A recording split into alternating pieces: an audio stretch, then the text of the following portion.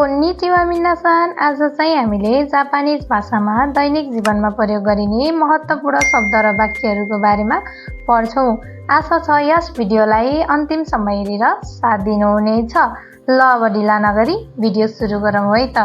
पहिलो वाक्य रहेको छ अहिले कति बज्यो।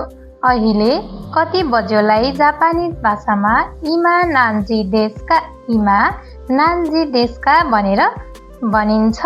अब यसको उत्तर हामीले अहिले 1 बज्यो, अहिले 1 बज्यो भनेर दिनु पर्यो भने यसलाई जापानिज भाषामा इमा वा इचिजी देस, इमा वा इचिजी देस, अहिले चाहिँ 1 बज्यो भनेर भन्न सकिन्छ है त। अब अर्को वाक्य रहेको छ अहिले के गर्दै हुनुहुन्छ। तपाईँ अहिले के गर्दै हुनुहुन्छ भनेर हामीले कसैलाई प्रश्न गर्न पर्यो भने जापानिज भाषामा आना तावा इमा नानी हो सितेइमास्का, आना तावा इमा नानी हो सितेइमास्का, अहिले के गर्दै हुनुहुन्छ भनेर हामीले प्रश्न गर्न सक्छौँ अथवा हामीलाई कसैले प्रश्न सोध्न सक्नुहुन्छ है त। अब यसको उत्तर अब बसेको छु भनेर हामीले रिप्लाई दिनु पर्यो भने जापानिज भाषामा वातासी वा सुवारी मासिता, वातासी वा सुवारी मासिता भनेर भनिन्छ। अब काम गर्दैछु भनेर भन्नु पर्यो भने वातासी वा हातारा इतेइमास, वातासी वा हातारा इतेइमास, काम गर्दैछु भनेर भन्न पनि सकिन्छ है त। मैले पढ्दैछु भनेर भन्नु पर्यो भने वातासी वा योन्देइमास, वातासी वा योन्देइमास, मैले पढ्दैछु भनेर भन्न सक्छौँ। अब अर्को वाक्य रहेको छ म आज घुम्न जान्छु भनेर भन्नु पर्यो भने जापानिज भाषामा क्यो वा सानपोनी इकिमास, क्यो वा सानपोनी इकिमास, म आज घुम्न जान्छु भनेर हामीले भन्न सक्छौँ है त।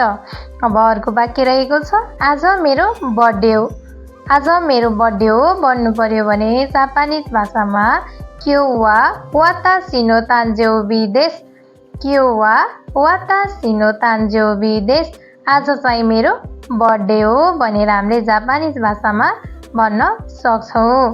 अब बर्थडेमा केक खान्छु, मैले मेरो बर्थडेमा केक खान्छु भनेर भन्नु पर्यो भने जापानिज भाषामा तान्जोबी नि केकी ओ ताबेमास, तान्जोबी नि केकी ओ ताबेमास, बर्थडेमा केक खान्छु भनेर हामीले भन्न सक्छौँ।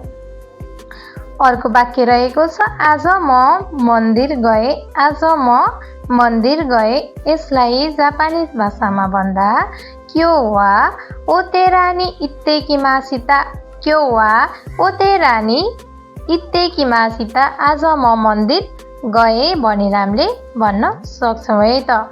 अर्को वाक्य रहेको छ मेरो हातमा चोट लागेको छ, मेरो हातमा चोट लागेको छ भनेर हामीले कसैलाई भन्नु पर्यो भने जापानिज भाषामा तेगा केगाओ सितेइमास, तेगा केगाओ सितेइमास, मेरो हातमा चोट लागेको छ भनेर हामीले भन्न सक्छौँ है त।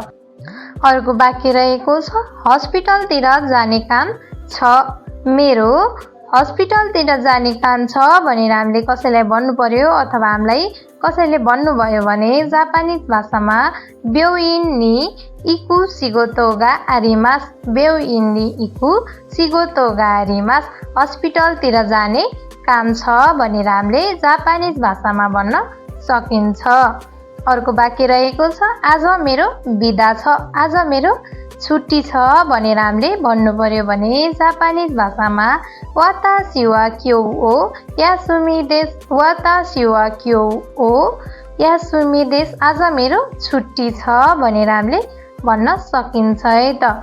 अर्को वाक्य रहेको छ आजको मौसम चाहिँ चिसो छ, आज चाहिँ चिसो छ भनेर हामीले भन्नु पर्यो भने जापानिज भाषामा क्यो नो तेन्की वा सामोई देस, क्यो नो तेन्की वा सामोई देस, आजको मौसम चाहिँ चिसो छ भनेर हामीले जापानिज भाषामा भन्न सकिन्छ है त।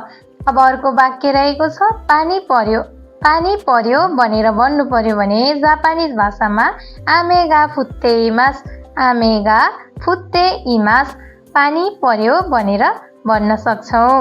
छाता ल्याएको छैन भनेर जापानिज भाषामा भन्नु पर्यो भने खासा ओ मोत्तेकिमासेन देशिता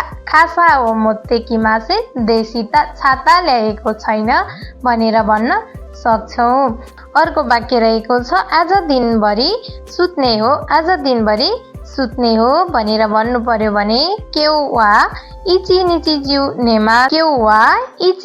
जिउ नेमास भनेर हामीले भन्न सक्छौँ। यस्तै भिडियोहरू हेर्नको लागि हाम्रो च्यानललाई सब्स्क्राइब गर्नुहोला र छेउमा रहेको बेल आइकनलाई पनि अल अप्सनमा राख्न नभुल्नुहोला। भिडियो कस्तो लाग्यो त्यस्तै प्रतिक्रिया दिनुहोला। यदि यो भिडियो मन पर्यो भने भिडियोलाई एउटा लाइक, कमेन्ट र आफ्नो साथीहरूमाझ पनि सेयर गर्न नभुल्नुहोला है त साथीहरू। ल अब मेरो साउन्ड अफ गरिदिन्छु। तपाईहरू आफै प्र्याक्टिस गर्ने पालो रहेको छ। अब सुरु गरिहाल्नुहोस् है त।